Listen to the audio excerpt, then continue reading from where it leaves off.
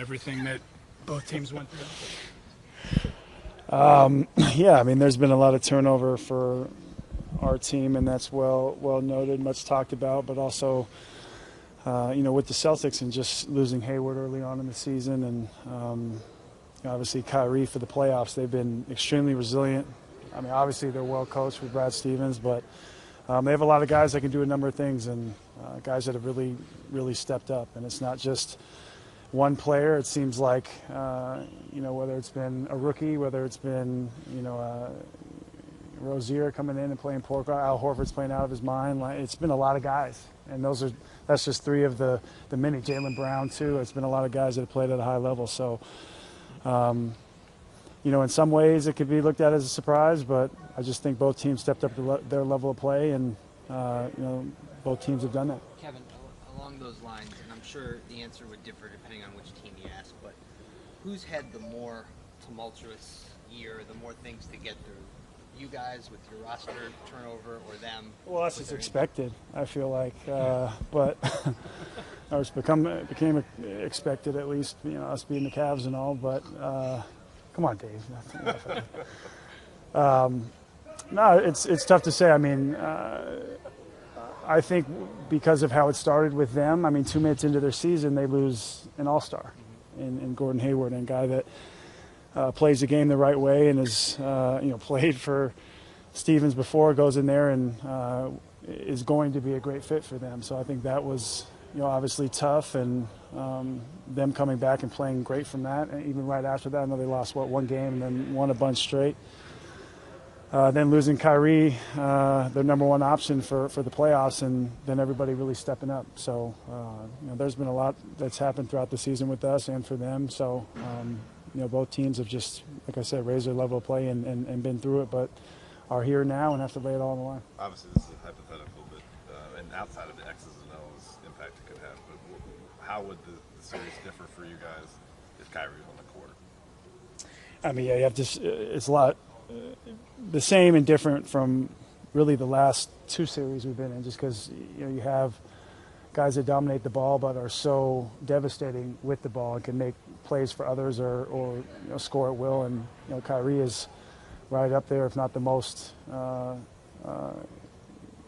that is the biggest threat at point guard. I mean, you have guys like you think of Steph as well, but Kyrie is right up there. He seemingly he seems to keep getting better. So that's why he's going to be great in this league for a long time. So that would have definitely changed the series, but that's not taken away from anything they've done. I mean, a number of those guys have stepped up, especially in their backcourt, and Scary Terry has played great for them.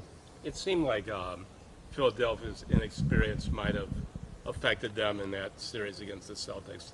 So how do you think your experience will make this a different outcome? Yeah, well, it definitely helps. I think not only in round one, but in the games against the Raptors, I mentioned whether it was during or between games or afterwards in press conference that we won in different ways, games 1 through 4. So just having that experience.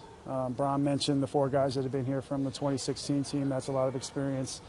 Kyle, George Hill, and bringing along the other guys as well will be good for us. So I think we have that to all our advantage. Maybe even a little bit more so than Boston. So we just have to, kind of bank on that's going to help us. With the kind of defense they play, do you think that the physicality is going to more mirror what Indiana did than what Toronto did? Definitely. I mean, they've played very physical in the playoffs, and I think that's definitely helped them. And for a team with younger guys, I mean, that's speaking of experience, I think been great for them, and they've really not only picked up their level of play on the offensive end, but defensively they've done a great job. Rodney said some of the guys laughed when he apologized.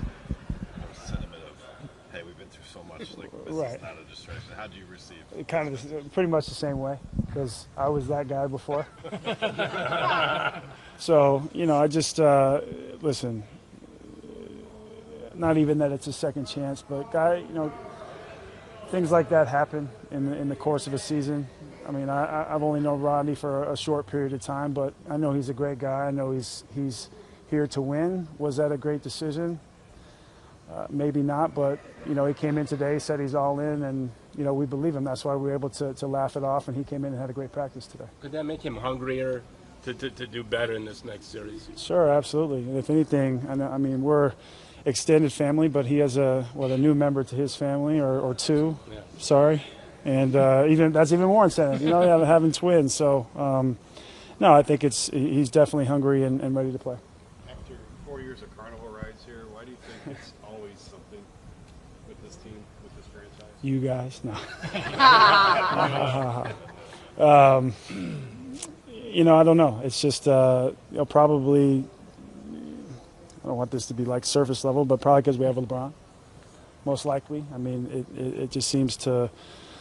And I think, it's funny. You look at teams that have won. I mean, you look at Golden State or some of the best teams in the league. Like I imagine they have stuff too. I don't know who I was talking to, but I imagine that a lot of the teams in the league have stuff that doesn't come to surface, and we don't find out about it. It just so happens that.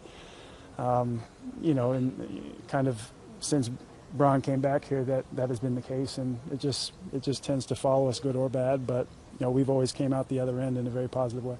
You could say the Celtics stuff, that losing Hayward gave Tatum a chance to play early and get experience, and losing Kyrie gave him Rozier. Mm-hmm.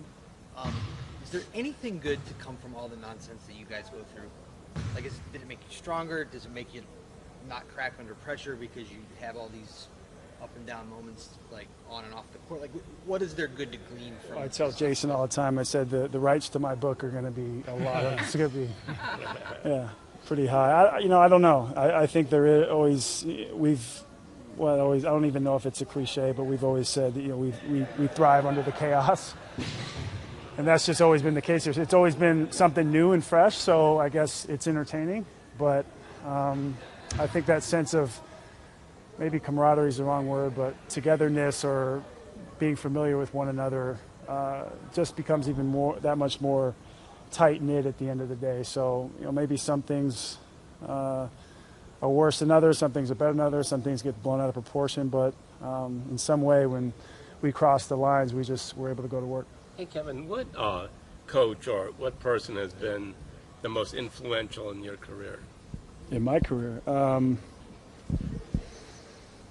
would say probably, early on, my dad, but at a professional level, I think the first guy to really believe in me was probably Kevin McHale.